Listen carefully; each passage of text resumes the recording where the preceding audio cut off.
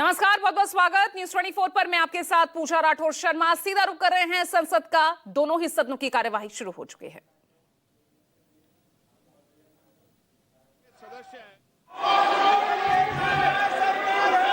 आप सदन चलाने में सहयोग करें, प्रश्नकाल चलाने में सहयोग करें। सदन की कार्रवाई आज 12 बजे तक के लिए स्थगित की जाती है।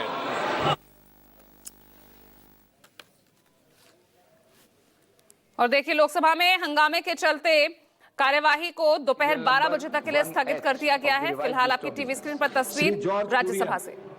Deputy Chairman, sir, with your kind permission, I rise to make statement listed against my name at serial number 1I in today's revised list of business. Laying of CAG report, Sri Pankaj Chaudhary.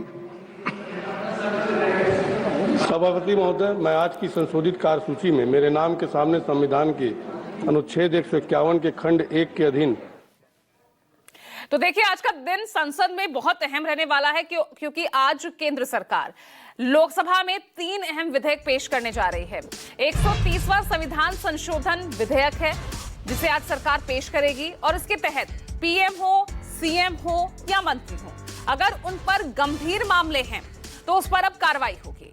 अगर गिरफ्तारी या हिरासत पर है और इसकी अवधि 30 दिन है तो 31वें दिन ही उन्हें अपना पद छोड़ना होगा। तो बता दें, आज जो 3 अहम विधेयक, जिसमें जो सबसे अहम बताया जा रहा है वो है 130वां संविधान संशोधन विधेयक। इस पर सभी की नजर बनी हुई है। ये सीधे तौर पर राजनीति में अपराधीकरण पर लगाम लगाने के मकसद से लाया जा रहा है।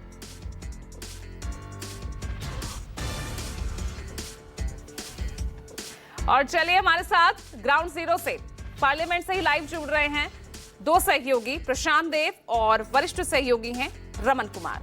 रमन, अब आपके पास पहले आ रही हूं क्योंकि अभी तो पेश होना है। फिलहाल दोपहर 12 बजे तक तो कार्यवाही स्थगित हो गई है, लेकिन कांग्रेस नेताओं के तो अभी से विरोध शुरू हो गए इस 130वें संविधान संशोधन विधेयक को लेकर।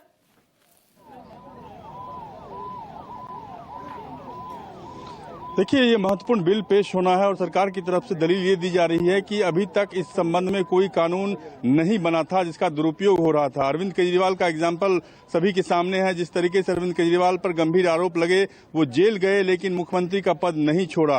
हालांकि हेमंत सोरेन झारखंड के मुख्यमंत्री पर भी भ्रष्टाचार का गंभीर आरोप लगा, उन्होंने लेकिन पद छोड़ दिया था, उनकी जगह पे दूसरे मुख्यमंत्री बने।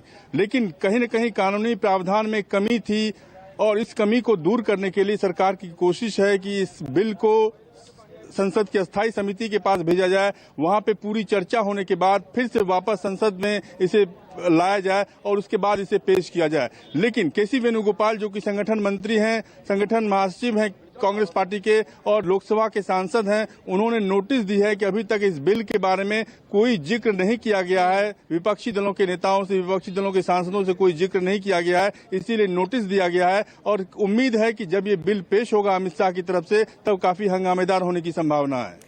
बिल्कुल, हंगामेदार आगे भी कार्रवाई रह सकती है। शुरुआत तो हंगामेदार रही ही।